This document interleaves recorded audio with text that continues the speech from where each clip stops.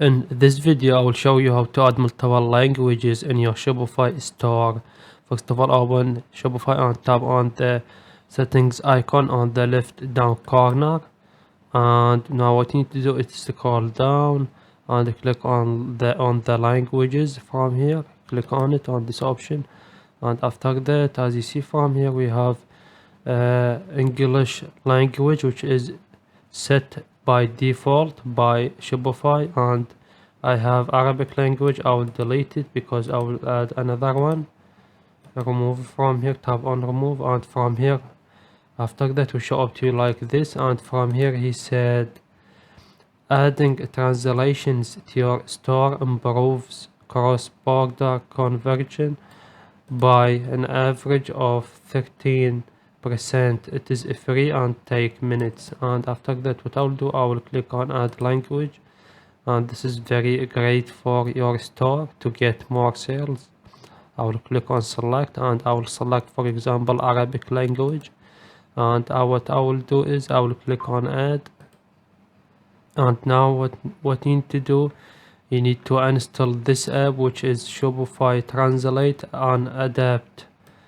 After you install it from here, now tap on Translate, and Adapt. And after that, from here, as you see, we have the products page and the collections. Everything inside your Shopify store will be translated to another language, as you see. And now what you need to do is to click on auto translate, tap on translate from here, and as you see from here, he's translating everything from here. And he said we will email you at your Gmail. And as you see, he downloaded.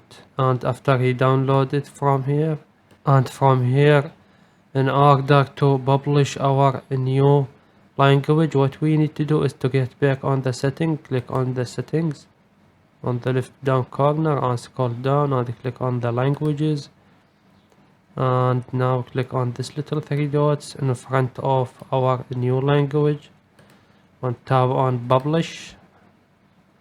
And as you see, we publish it. And now if I get back to my store, click back, and now click on view store in Arabic in our new language. And as you see, our store is translated to our new language, which is Arabic language. Everything in Arabic language, as you see, automatically. And basically that's it. This is how you do it. And if you want to get back to English, just click on this and tap on language from here and tap on English again. And that's it. This is how you do it. Please leave a like on the video, and if this video helped you, subscribe to our channel. Thank you for watching.